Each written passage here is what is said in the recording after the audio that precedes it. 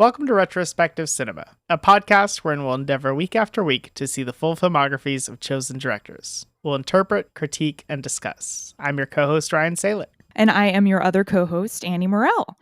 And this week we will be starting all over again in the new year with our newest director, Satoshi Kon, and his debut film, Perfect Blue.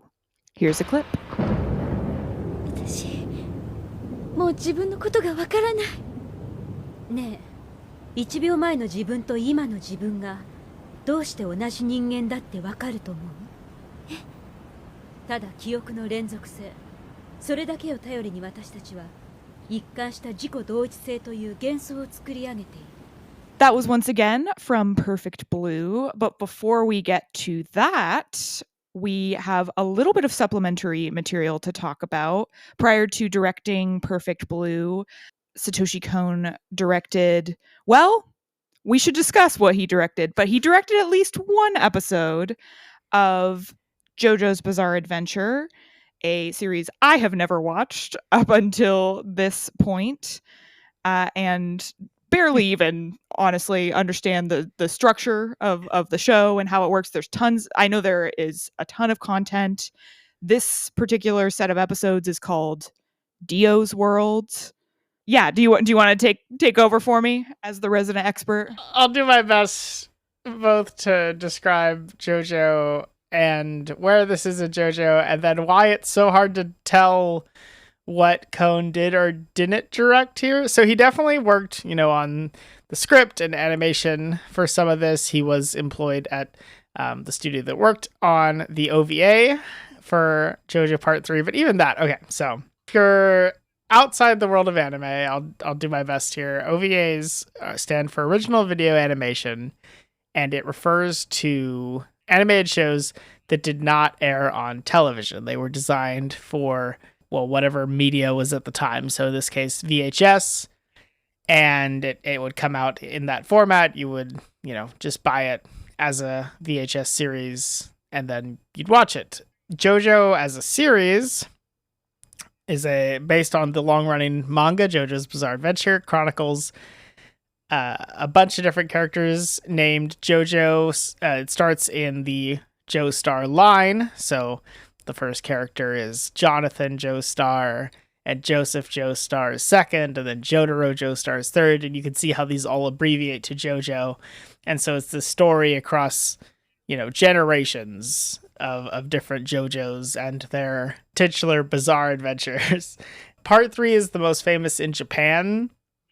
It is kind of the classic shonen. You have the large characters throwing their stands in this case. I mean, that they're essentially like buff men that are Pokemon.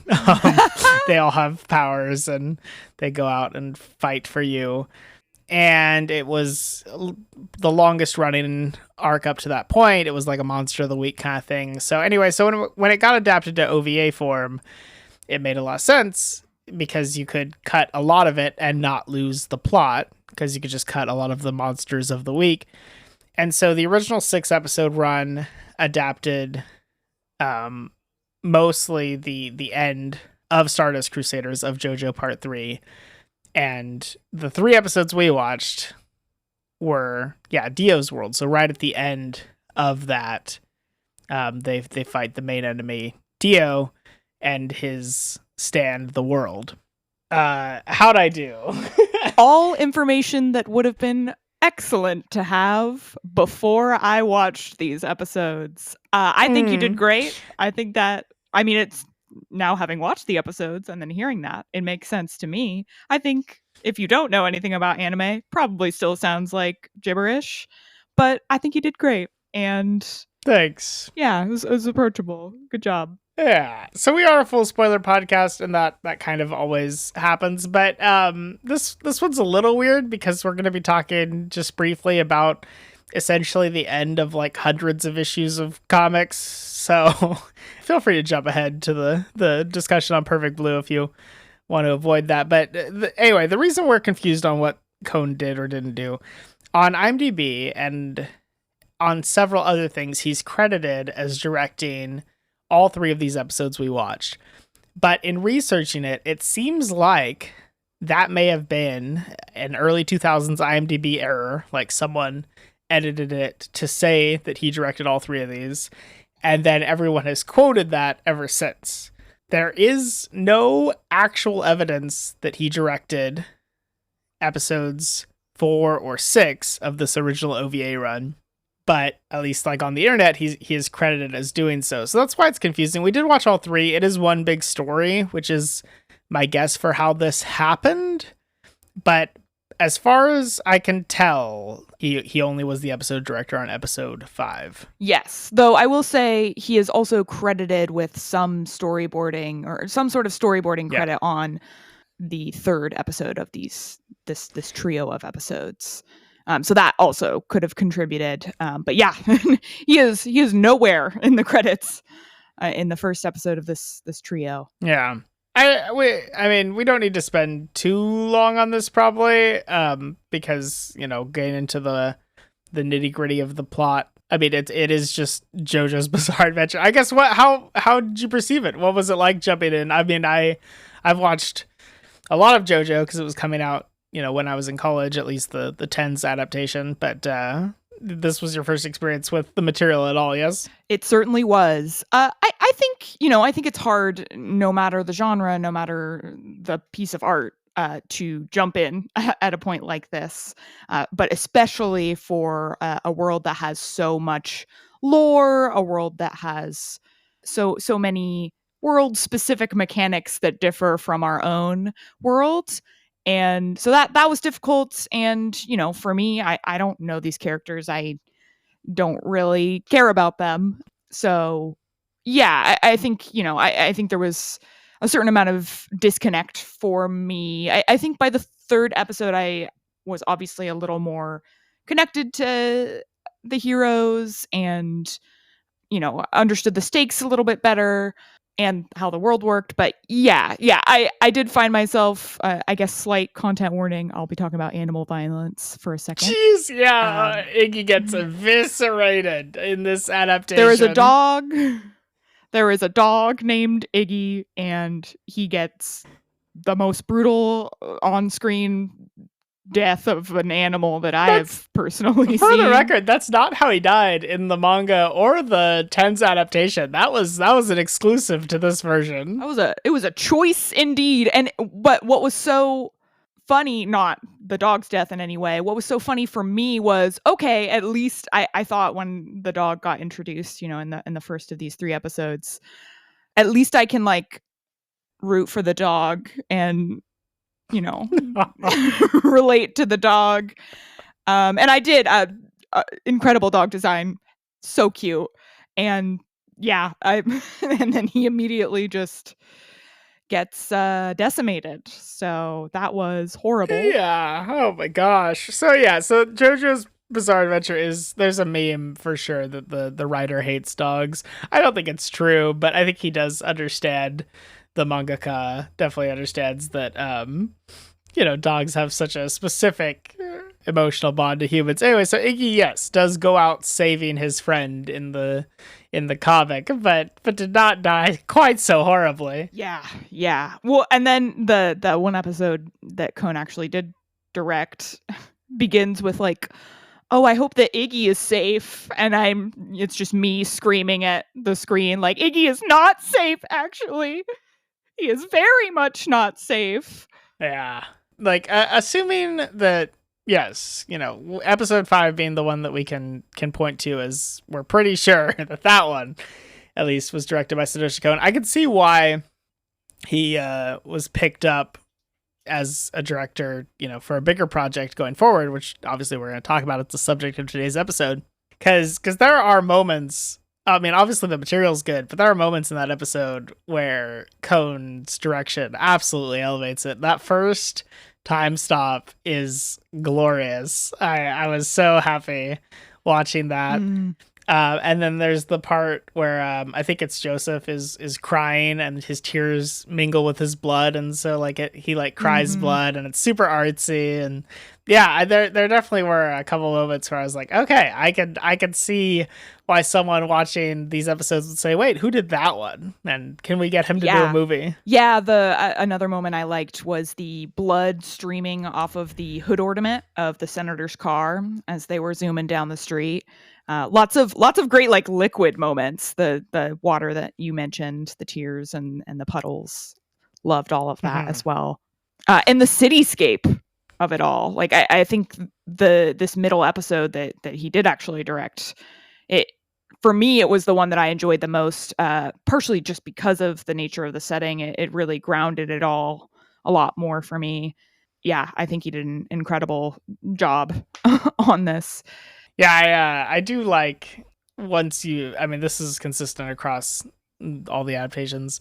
Once you understand that the world is a time stop, it is so funny that first interaction they have with it to logistically think through what Dio did, because like they're walking up the stairs and then they're back at the bottom of the stairs. And that means that like Dio froze time and then like moved them like dolls back down to the bottom of the stairs, and then went back to his spot and unfroze time and was like, aha, my power. And yeah, it's just very funny to me. Yeah, same with the senator in the car when he's trying to get this guy to drive the car for him, which I am like, so you're magic, but you can't drive a car yourself. Maybe he doesn't want to. He is Dio, by the way. If you didn't know, he says that a million times. I Dio, me Dio. But yeah, the idea that he freezes time, grabs the guy from leaving the car and puts him on the other side so that he's entering the car again. Yeah, it's great. So good. Yeah. Thinking through, he's such a showman, and yeah, thinking through his power is hilarious. I don't know if, you're going to go out and watch it all from this, but surely, yeah, you got a taste of some of the fun of JoJo. I sure did. Yeah. Yeah. I mean, probably not, but who knows? So from this, Madhouse animation studio, they're still around, but they were massive at the time and massive through the 2000s. They did the Death Note adaptation. They did the Hunter x Hunter 2011 adaptations. A lot of the big stuff is them. They recruited Kohn to direct a story they had licensed or optioned called Perfect Blue, which was gonna be based on this novel, a pulpy novel in which a pop idol singer has a fan go kind of crazy after she changes careers. The fan takes it upon himself to kill everyone involved. So Satoshi Kon got brought on for that, looked at the script and said, I don't like it. Ooh. And with permission, worked with another screenwriter to change a lot of it into what we have here today. All of the reality falling apart stuff, all of that, it was not in the original script. Wow. All of which that's like the core of the film at this point. And they turned it into something pretty special. So I didn't want to, warn you about anything necessarily going into this. I'll warn the audience, obviously. Content warning. Lots of horrible violence, specifically sexual violence in this thing. Yeah, definitely stay away if you don't want to hear that, because it is integral to the plot. Yeah. I got the full experience with this when I first saw it. I was on a date. Both me and my girlfriend at the time were into anime, and this is a significant anime film, so we went and saw it. And yeah, I got a bit into this film and said, wow, I really hope she can handle this, because this is a lot. The perfect date night movie. So I knew you could handle it, but also I was aware of how visceral it all is. Do you want to talk about your experience of it? Oh yeah, I went in fully blind. I went in 99% blind in that I read the 2 sentences of summary that there are on IMDb, and that's all I knew. And I think, those 2 sentences do not tell you what actually happens in this film. And I think I had what I assume was the experience of someone who saw this back in 1997, year I was born, which was kind of parallel to Mima, our main character, Mima's experience herself of just not knowing what is happening, not knowing what's real, what's fake. Yeah, I mean, and especially the way I think it's really smart to start this film out in such a kind of relatively tame way, because I thought, okay, this is going to be like maybe a little tense and but nothing too crazy, and yeah, I mean, it just goes off the deep end, and so I was deeply affected by this. I did enjoy it. I did like it quite a lot. I mean, I think it's it's known as a classic for a reason. But I think, yeah, I was shocked, shocked, disgusted, impressed, all the things by this. So yeah. Yeah. I was, researching certain things and trying to figure out how to start this discussion and the things we talk about today.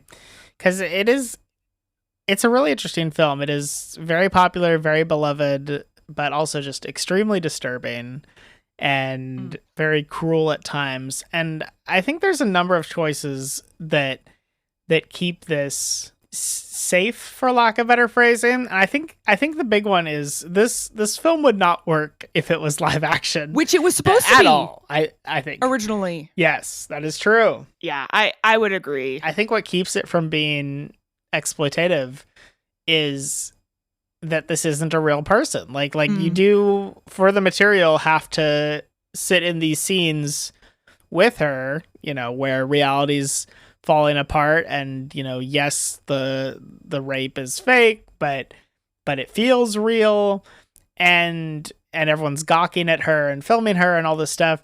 And if this was if there was an actual actress playing the scene, it wouldn't work in the same way. Like, it would then become what it's criticizing. But because it's animated, yeah, it works. This is one of the absolute examples, in my opinion, of the power of animation. Is I think this is a story that can only be told in this way. Yeah, I would agree. I think I saw some criticism from certain folks on Letterboxd about whether actually showing even because there are 2 sexual assault scenes, and one of them is within the context of making a TV show, and as you were saying, there's this whole kind of meta-ness going on there. But I saw some folks kind of saying that it kind of undermines the point that the film is trying to make about exploitation like that by showing such a gratuitous sexual assault scene, even if it's fake within the context of the film. But I would agree. I think because it's animated, it's not going to have that same power. Who are you exploiting? A drawing on a page. So yeah, I thank goodness, honestly, this didn't get the funding to be made live action. Yeah, do you know? So I'm assuming they brought Satoshi Kon on after they made the choice to make it an anime. Yeah, the funding had gone out due to, it's been a while since I read all this, but I'm pretty sure there was an earthquake in Japan that had reallocated some funds. There was some sort of natural disaster. And so the script that had been optioned turned into an animation. And then, yeah, Satoshi Kon was brought on from his work at JoJo, and we got this. Yeah, wow. So the big thing about the film that I think makes it so special, because you really could make this more by the books, and arguably we have that, even though it's still a great film. We kind of have that in Black Swan by Darren Aronofsky. Is this played a little straighter? But I was struck on my rewatch, kind of now knowing what's real and what's not, at how much we're told visually and sonically about reality. I think I was aware of it even the first time, but there are very strict rules this film follows that I thought were pretty interesting. The level of exposure is directly tied to whether it's real or not. Anytime a scene gets really overblown in lighting, that's a huge cue that it's not real. And I mean, the soundtrack, there's no way you made it through without noticing that one very dissonant song that cues us in on Fiction. So I was surprised on a revisit. Well, I mean, just the first watch is so disorienting that, yeah, I was surprised that there really is a strict answer. Like, if you're looking for it, you could go scene by scene and figure out exactly what is real and what isn't, which was surprising to me. Yeah, this is definitely one that I would like to watch again for that very reason. And I think that, yeah, for me, it being my first watch, I was so caught up in kind of feeling how Mima feels, just like overwhelmed and confused and scared and not knowing what was reality within the context of this story. And so to hear you talk about like, and yeah, again, because it all was so overwhelming for me, I did not clock, some of the lighting changes and those details you're talking about. So which I think is to the film's credit, right? Like that the first time around, it's not super obvious. I think that would undermine the whole point that the film is trying to make. Yeah. About like self-invention and all that. On that note, I was confused. The one thing that kind of held me back on my first viewing, I think still does a bit, and I'm really want to ask how you thought about this, is that we do get an explicit answer for about 70 minutes of the film. Like it's very disorienting, I guess is what I'm trying to say. And then I was surprised on my first viewing that, yeah, we get to find out that Rumi is the killer and is this alternate her that is going and performing and all these things, and that there is an actual way that all exists.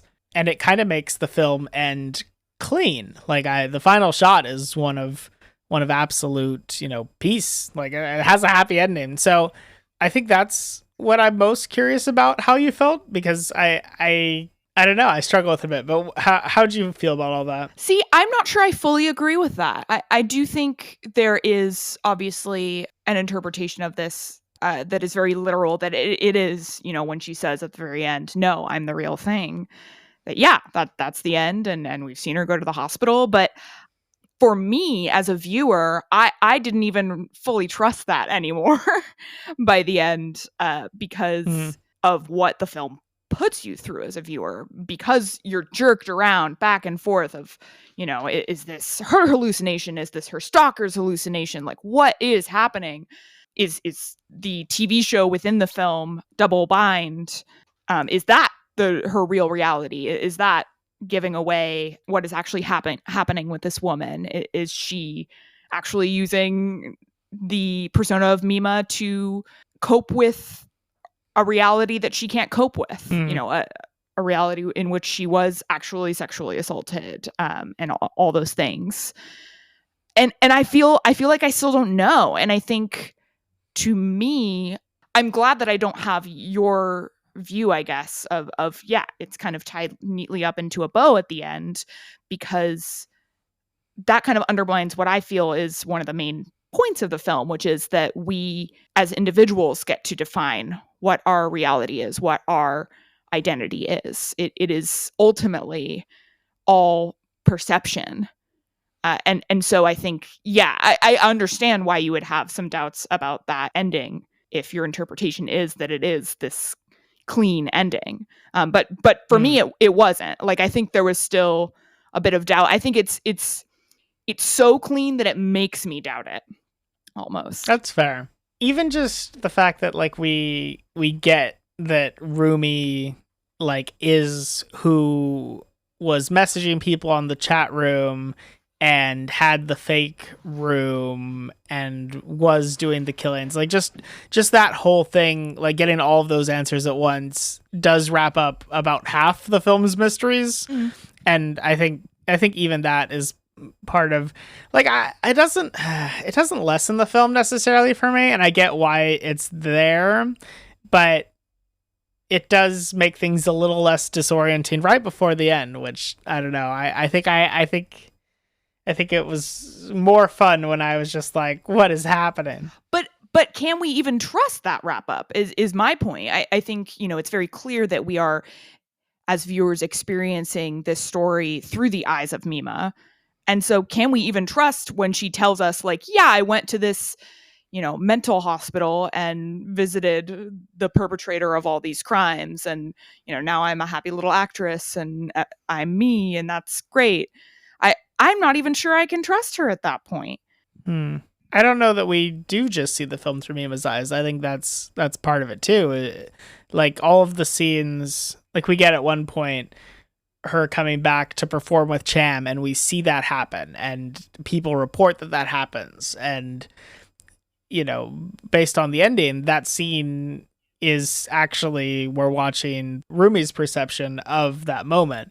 And that's why, the reflection of Rumi is always Mima again. Are you saying that was real or that was not real? I would say that scene does happen, but the way we see it is through Rumi's eyes. When you say that scene does happen, do you mean the 2 women are on stage or the 3 women are on stage? The 3. I think someone gets up there and performs with Cham. I disagree. And because people are able to report on it and everything, but I think it's their, it's their manager dressed up as Mima. There's no way. There's no way. Because there's no... Okay.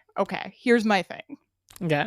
The thing about Rumi is that, yes, she is dressed up as Mima in the end, but and yes, Mima perceives her in her kind of really mentally weak and kind of psychotic state to look like her at different points. I think it's a great ending sequence when it's kind of switching back between Rumi's actual appearance and Mima seeing the old version of herself hopping like a bunny rabbit and floating around. Mm-hmm. But everyone else in this world, I think, would immediately recognize the difference between Mima and Rumi. That's why I'm saying that scene has to be through Rumi's eyes, because you're right that there is no way that that's how that would have gone. But, for people to report on it that this person was there and for her to write about it on the message board, I think it did happen. I don't think it happened the way we saw it, but I think it did happen, and that we have multiple unreliable narrators, which was my original point, that I don't think the whole film is just through Mima's eyes. I see that, and I don't necessarily disagree with you, and maybe I just need to watch it again. But I'm not remembering the part where anyone else but Rumi through Mima's Room, the blog, reports that happened. Well, Me Mania definitely films it and smiles and emails her, and we get that, there's that discussion on like who was emailing Me Mania as Mima, and the answer is that it was Rumi. At least that's how I read it. I think I'm getting a little too in the weeds here, so I don't want to just linger on this too long because we have a lot more, I think, to address. But what I will say is that I think my only rebuttal to your idea that we must be seeing that concert through Rumi's eyes is that so much of what is, written on Mima's Room, the blog, then becomes the true Mima's reality. And we know that by the end that Rumi has been writing this blog and writing all these things. So I think there's still a good argument to be made that it's still Mima rather seeing her old self on that stage performing because Rumi has suggested it via the blog. I love what you're saying, because to me it wasn't so much that, I mean, yes, there's that early scene where Mima says like, how's this blog know my inner thoughts or whatever she says, but we get, like there's the blog writing that's, I went shopping today, and she's like, I didn't go shopping, and then she goes to her closet and she has gone shopping, and there's like the murder clothes in there. But like in hindsight, I think that whole scene is in Rumi's like reconstruction of Mima's room. What? And that we're like staying with her. I think a lot of the movie isn't actually with Mima. Anyway, there's all kinds of things in this movie. It is neat. Yeah, and I mean, it certainly makes both of us question what is real within the plot. I guess on that note, we should talk a little bit about idol culture, because it is integral to the film. Yeah, Japan has got some stuff that's a little wild. Idol culture is one of them. I think It's bled over to like South Korea at this point. Essentially, in the quickest summary, if you're out of the loop here, idol culture grew in Japan in the 60s. I think the original artist that like was first associated with this trend is what I mean, was French, but like got big in Japan. It became a thing where you don't just, people weren't fans of the band or like even the music at times. It was like you were a fan of the singular person within the group, the idol within the group. And it still is kind of a thing. I mean, it is still a thing today, but I think there's at least a little more like public understanding of some of the horrors of it. But, well, what has remained today and what is, why I think idol culture was picked for this story is you aren't really allowed to be your own person as an idol. Your persona, your hobbies, your favorite foods, your, like, everything is picked for you by your agent. And, like, that's what you live out. Like, that's what it means to be an idol. And that's kind of horrifying. And, like, if you look into idol culture, like there are many a story of idols, being cast out by their fans or their agencies or whatever when any type of purity was lost. So whether that's, and perceived purity, obviously, whether that's, having a significant other or just anything that would show that you aren't a divine, perfect being. And so I think it's key that that's chosen here because yeah, it does make sense that Mima feels like she can't make her own choices and that she wants to, and why we see Rumi weep when she does this rape scene, and why we see her fans be like, oh, that can't be the real her, that stuff, because that is real to idol culture. And I think it is important to kind of at least be aware of that as we talk about some elements of the film. Oh, absolutely. And I think why this, to me, has such staying power, even though it came out in 1997, is we may not have like that exact idol culture, but I think it's kind of expanded and evolved over the years. I mean, you think about how people talk about Taylor Swift or BTS, all those things. Like, yeah, it's this commentary on parasocial relationships and the toxicity that can lead to that is still so incredibly relevant today. Sure. And I think it's actually really ahead of its time when you consider the presence of the internet within this story's plot and how it kind of illustrates the toxicity of the internet and even this kind of like proto social media that is Mima's room. All of that. I mean, geez, there's a point where she is kind of at rock bottom in this psychosis that she's in, or whatever you think is happening to Mima at this stage, where she's just scrolling on her computer and reading what she did today and like saying, wow, I guess I did this. And she's like in a dark room, and yeah, it just, I mean, it's almost prophetic in a lot of ways. I'm deeply impressed with that, because there's also a scene way before that where I think it's Rumi, which makes sense now, sets her up with a computer and gives her this whole explanation of the internet, and Mima is like, I don't know if I can do this. Like, what you're saying is really confusing and complicated, and it's literally just like, click on a website and read the thing on the website. It's the most basic internet. I mean, I can't remember the name of the browser, but in this story they use like what was the most popular internet browser at the time in the 90s that has since disappeared, or I think pretty quickly after it disappeared. It's like Netscape or something like that. Yeah, I mean, I was just astounded at how much relevance there still is found within this story for as far as today. No, that's fair. That scene might actually have been pretty different on the sub and dub, because part of it is that all of the internet words are in English, and she's like, what are you saying? Oh. Yeah, I mean, worth noting that I am a person who watched the dub and not the sub. I did watch the beginning subtitled, and then I ended up switching to the dub, which is not my usual default setting for foreign language films. But for animated features like Miyazaki, I usually watch the dub over the sub.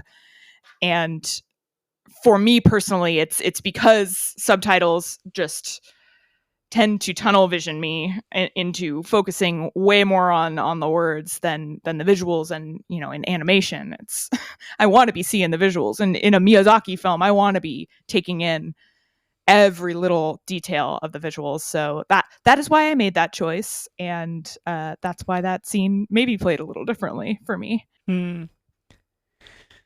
Yeah, we don't need to. Ryan is I'm resisting holding himself back to do the sub versus dub debate, but I'm yeah. I think I understand. Mm-hmm. I get it. I'm not saying I'm right. I'm not trying to sell it to anyone. I am. Yeah, I know. No, that's fair. You mentioned Black Swan earlier, and it's no secret to the internet that this is clearly a huge influence on that film, and apparently I am learning now that Satoshi Kon is a huge influence on Darren Aronofsky in general. I mean, yeah. I was reading that even there's a gorgeous shot in Perfect Blue. Maybe we even get it a couple of times, which I don't blame them because it's beautiful. It's like an aerial shot of her sort of in child's pose in a bathtub full of water, and it's beautiful. And apparently there's a very similar shot in Requiem for a Dream, which I haven't seen. It's a shot reference in Requiem for a Dream. Yeah. So yeah, but I mean, I have to say, I enjoyed Black Swan, but this is this is the one I'd pick of the two.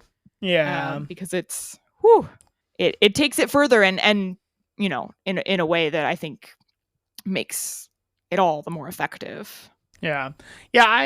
I actually am a relatively big Aronofsky fan, and like I think Requiem for a Dream especially like has its own merit. Like people dismiss the whole thing because like 6 seconds of it is referencing Perfect Blue, but yeah, Black Swan is the more egregious one, honestly, which it's funny because obviously he implicitly admits to being inspired by Perfect Blue in shot referencing in Requiem, but then with Black Swan he was like, no, I wasn't influenced at all. It's like, okay, well, really, your main character's name is Nina and she's in a tutu and it's not referencing this? All right. Oh, this is just kind of fun. In prepping for this episode, I, really sat down with the title, which I'd never really wrestled with. And I was like, okay, like I know like in color theory, like blue specifically means to Japan, like a purity, and blue material is crass material or something that you would have to hide from like a G-rated audience, and like obviously that's relevant to the plot. And I was like, oh, let me see if he ever said, exactly. And so I looked it up, and Satoshi Kon said, I don't know. He really? Yeah. Satoshi Kon got the title straight from the book. It retains that title from the book, and he just never really thought to change it. So he never thought about it too hard. And there is so little blue in this. Contrary to what the main film poster is, very little blue. Actually was looking for blue for so long. And then we really only get it at the end when she's leaving the mental hospital. Yeah. There's this big blue sky, and that's the only time that blue's like striking. There is blue throughout the film, but usually it's either muted or kind of off. Like even the opening, they have a big blue backdrop to the stage play that's like not great. And then that's, where the idol group Chem gets to take over. So there's Blue, but yeah, not in a way that you would think for the title of this film, like would be used. Yeah. Oh, I will say that opening sequence when she is performing for the last time with Cham, or maybe for the last time, maybe not. I don't know. We can't get back to that debate. I mean, I think the level of craft within this is in full display, or is on full display, rather, at the start of this, because I noticed this and then I, read it online as well afterwards. So it's, they're a girly pop trio and they have all this synchronized dance within their show, and yet they're not animated totally in sync. Like there are these slight differences in the way they're each kind of doing the choreography, these three women. And I was so impressed by that, especially when you think, this is hand drawn, and it might have been, and all three of these women are identical other than their hair. It would have been so much easier to just keep that in sync, and probably it would have bothered no one, because it's like, yeah, it's choreography, it's supposed to be in sync, but just tiny little details like that, I think go a long way to make this great. So I wanted to shout that moment out specifically. And the songs are good. The songs are straight up bangers. That first group song, and then her little ballad, her little farewell ballad, so good. We were talking about the title Perfect Blue. I want to talk a little bit about the TV show within the film, which is called Double Bind. Did you look up? Do you know what that means? No. Yeah. What is it? My bad. Okay. No. It's okay. I didn't either. And I even took psychology. So it is a term within psychology. I'll just read you the straight definition. A situation in which a person is confronted with two irreconcilable demands or undesirable courses of action. So obviously, wow, has a lot to do with what's going on here, because, she's caught between this path that she's chosen to take, the acting path that is proving to be quite difficult for, external and internal reasons, and then her former pop star self, which she clearly wasn't feeling fulfilled in. So I don't know. I think there's a lot built in to this, and a lot built into the TV, this horrible TV show that they're filming, that she's a part of, that they seem to be writing like day of every time. Yeah, I like all the commentary there. I'm wondering if that like gives you any extra thoughts. Yeah, I mean, my favorite misdirect in the movie, I guess misdirect from my perception, maybe it's the real direction, it is that time that they play the whole like final scene with her character, except it's all the names from real life, and then it like plays again, but with all of the in-universe stuff, and you're seeing, the sheer level of crossover between reality and fiction. Yeah. So yeah, it makes sense that title is as such. That, and the big line that the, I guess very famous within the world actor in this show that Mima is a part of delivers to Mima within a scene. How do you know the person you were just a moment ago is the same person you are now? Just straight at the camera. Just, here we go. This is what this is about. But I liked it, I think it's not too heavy. I mean, it's heavy-handed very intentionally. I think it works as a heavy-handed kind of message. We've referenced him, but we haven't really talked specifically about the stalker. His character design, just insanely creepy. He doesn't speak until the very end. I do kind of want to go back and watch the subtitle version, because I'm very curious to know how different his voice sounds, because the voice that they picked for the English dubbing is pretty wild. It's like this very like high pitched kind of nasally guy. I mean, he looks like, very reptilian, and he's hard to look at for me at least. Yeah. It's very, very effective character design. And yet there are also these moments where they kind of try to make him look a little like cute and sweet when he looks at Mima, especially at the beginning. And yeah, it makes it all so much worse. part, all of his actions, just the creepy stalker of it all, him showing up on set all the time and videotaping her. Mm-hmm. And a great misdirect too. I truly wasn't even looking for another perpetrator on top of him. I kind of just thought like either it's going to be in her head to a certain extent or it's him perpetrating this fully. Like I wasn't thinking like, it was only when I guess it was clear that Mima / Rumi was clearly like emailing him, I guess, that I was like, wait a second. So he isn't like posing as Mima. He thinks that Mima is talking to him. So like, what's going on? Is that his delusion? And yeah, I just think it's very well constructed because I wasn't even looking. I think it's so obvious once you know that it's Rumi, like looking back in hindsight, because you have like from the start as her agent, she is against her leaving the band, against her pursuing this acting career. And you think, it's probably just agents being agents and like pop stars, like she's already got this whole reputation and brand and then you realize like, no, it's because she's insane. And the fish were alive for the whole time. I mean, I think that's another thing that points to that some of the scenes with Mima are actually in Rumi's recreation of Mima's room, is like the fish dying and coming back and dying and coming back. And but is that not just her going crazy? I guess is my point. Because so much of this is Rumi manipulating Mima and actually trying to get her to this specific course. I just think for me it's impossible to say. That's fair. I also liked the line, are all Japanese thrillers this boring? Pretty early on. In reference to the TV show, but it's about to get not boring, that's for sure.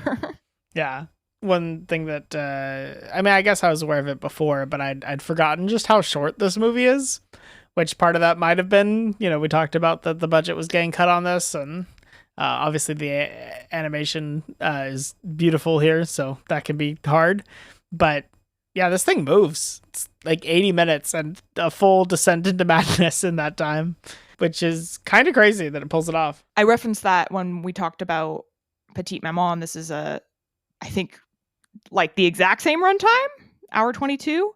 I don't think, it doesn't feel that short to me, and not in a way where it was moving slowly, but as you're saying, like so much is fit into this that it's surprising that it is that short. Oh, one more thing I wanted to hit on, because I know we're probably wrapping up soon, is, we've talked about the pop idol aspect of this, but I think specifically I want to talk a little bit about just this kind of exploitation of a young and naive girl, because she is so, especially at the beginning, before she starts going crazy, she is the sweetest, most uncorrupted girl, and you have all these people around her. Like, yes, this is maybe the first ever real decision that she's made for herself that comes from only herself. Like, no, it doesn't seem to me, and maybe correct me if I'm wrong, maybe the other agent does push her toward acting a little more, but it does seem to me that this is like her original idea, and that leads to this entire mess that we then go through the entire film. But like, we also see just constant exploitation of this girl, the rape scene. And then, after that brutal scene, even just, yes, she consented to be in that scene. She was ready to be in that scene, whatever you think, like the end after they film that scene, it's like the only thing the male agent kind of says is like, oh, why don't I take you for a meal? It's like, let's go get you a hat. She's still this child. Someone at one point says she's really young, and I found myself thinking, like, how young is she? Is she maybe even like underage? Who knows? I think she's supposed to be like 20 from my reading, so she is of age. She has her own apartment, but at the same time, she's like a pop star, so that doesn't necessarily mean she's an adult. But yeah, I was struck I think just by how much she is taking advantage of, outside of even like Rumi or the stalker. Yeah. Yeah, I think it's one of the more nuanced elements of the film because on the one hand, like, it is her choice to go through a lot of what she does, and in a way the film, celebrates that she's making her own choices, and that kind of is the point of the film, is that no one owns her except her. But we do see that a lot of her choices lead her to people that want to control her just as much as her idol fans and her manager. We get that photography sequence. It's set up where they say like, oh, like that guy's really good at getting people to undress. And so it's like, okay, well, how much did she agree to before she got there versus, what was just in the moment? And yeah, I think the film does a good job of navigating that. Yeah, a lot of this is, her decision and like stuff that if she wants to go through with this acting career, like she unfortunately probably has to do a lot of what she's doing, but also acknowledges that a lot of these people that she now is working with are, just as possessive of her, maybe not in the same way, but as her people she's trying to escape. So yeah, it is very interesting. Yeah, and even though, yeah, like as you said, she is choosing to be this actress, I think people take advantage of that right choice and frame it to like, oh, well, if you want to be an actress, if you want to be successful, like we're gonna still get you to do this. Yeah, so it in many ways she ends up being in the exact same position and maybe even a worse one, because it's not like she has her pop trio to fall back on. I think those characters are really, really minor, but I do think it's clear that they care about her, they support her choice. Like it's actually not Mima who ultimately announces that she is leaving the band for an acting career. It's one of her bandmates, and she does it in a way that it's clear to me, at least, that she is supportive of that and wants people to hear it and wants Mima to make the choice that she wants to make. They don't even replace her. They become a duo and have a podcast, ? So yeah, the fact, the idea of like leaving this comfort, even if she was also being exploited to a certain extent as a pop idol, like to truly be her own person, to leaving this group of two more identical women to go and define herself as she wants to define herself. Yeah. There's a lot here. There's a lot being explored, and I think it really does handle it all so deftly. Yeah. I think the other really interesting thing about the rape scene is that it implicates the audience. Once it stops being filmed like with, cameras in frame or lighting in frame or whatever, once it becomes like the scene itself, it almost is asking the audience like why they would interact with this, and like if this is going to be in other art, like are they okay knowing that like this type of actress was probably kind of pushed in this direction? I don't know. I think like just the way it stops being meta-narrative obviously also serves the text that this becomes something real and traumatic for her. But yeah, I think it does also start questioning the audience and our motivations in engaging with such material. Yeah, and I want to point out a specific moment within that sequence, which is, she's deep into the scene, like she's fully committed into the scene, and we can argue whether or not that's because it is traumatizing. I think it ultimately is. There's no intimacy coordinator on this set. Open set also, yeah. Oh, open set also, yeah. I think that's all very intentional. But there's a moment where they're part of the way through filming this awful sequence in this club, and they want to get a different angle, or they want them slightly repositioned, something like that. They yell cut, and she, up until the moment that cut is yelled, she is fully in the scene, fully terrified, yelling, screaming, and she just snaps out of it and it's just like her head's kind of just hanging off the stage of this club's runway, and totally neutral face. Like she immediately drops it, and then she, when the cameras roll again, she's immediately dropped back into it.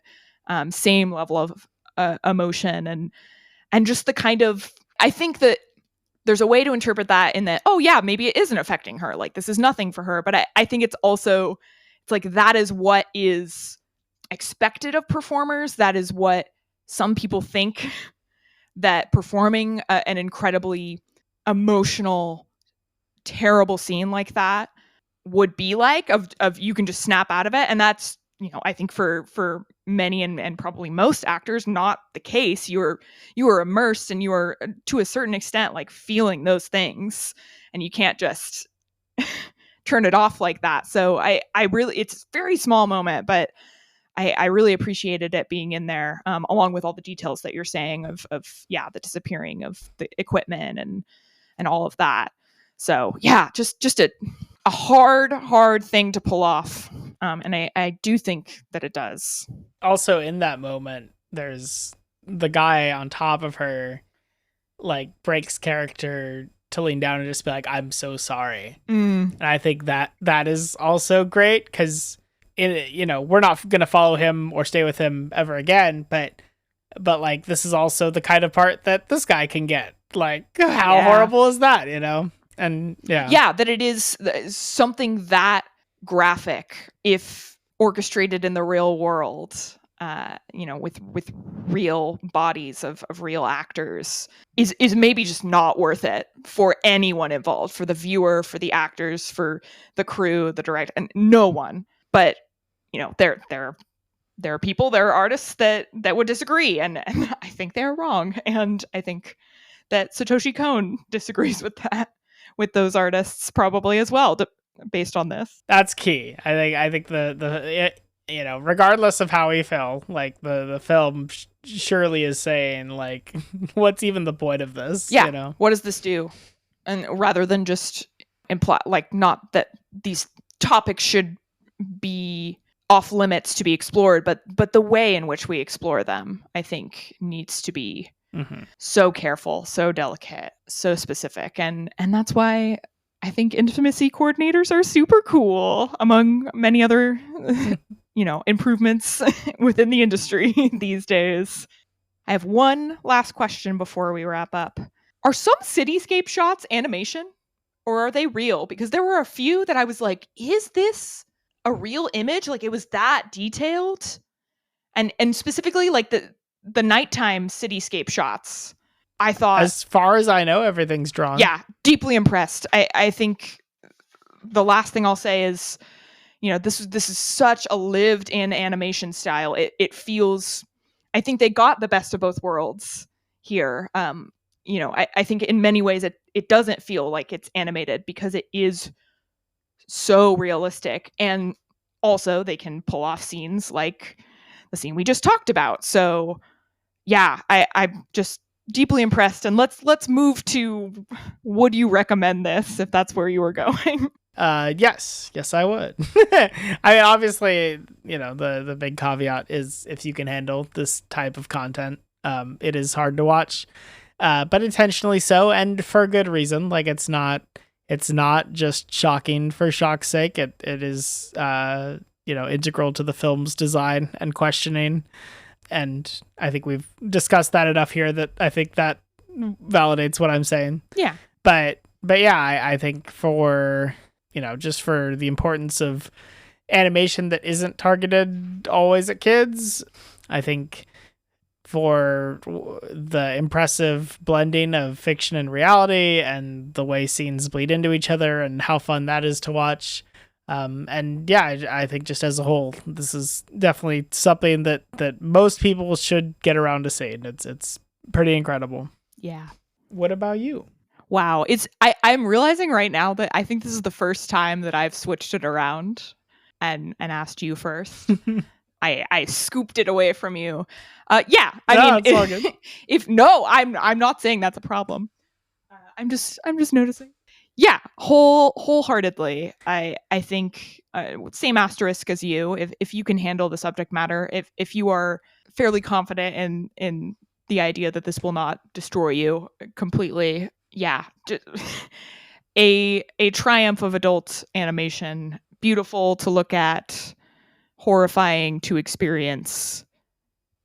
Yeah, watch it. It's on HBO. It's very accessible right now, streaming wise. So, yeah, if you haven't seen it in the last 28 years, take this as the perfect time to go and see it. 1997 was actually kind of crazy for anime, specifically films. That is the same year that we get both Princess Mononoke and End of Evangelion. So there you go. All kinds of stuff coming out of Japan that year. Wow. Next week is Millennium Actress, Satoshi Kon's second film. So yeah, come back for that. I'm really excited to revisit that one because I have seen it once, and it's one that I've thought about a lot. Where I was like, I think I didn't get as much out of that as I should have, but I think it was on me. So I'm excited to come back to it. Ooh, okay. Yet another one I haven't seen. So yeah, that you'll be hearing me say that a lot because I'd never seen a Satoshi Kon film before or TV show. So yeah, I'm excited to dive in for the first time, give you that initial impression that I am so famous for here. If you have thoughts, if you have an interpretation of Perfect Blue, I'd love to hear it. I'm genuinely so interested. Especially if you agree with me. Let me know. Feel free to write to us, retrospectivecinema@gmail.com, or you can comment on Spotify, or you can hunt us down at different social media like TikTok and Instagram, where our handle is retro_sin, CIN. I also have a letterboxd at Ryan Loves Film. And I also have a letterboxd at Annie Morell. I'm actually keeping up on it too, so go marvel at my ability to log movies. Pretty cool. Over there. Pretty cool. Pretty neat. And wow, I started the year off seeing No Other Choice on New Year's Day, and it was freaking awesome. Maybe a spoiler if you haven't listened to our top 10 films, but it is on Ryan's list, and it definitely would have made my list had I seen it in time before we recorded that episode. Many more great films to come. If you're watching Satoshi Kon, if you're watching the latest Oscar bait to hit mainstream theaters or whatever it is, happy watching.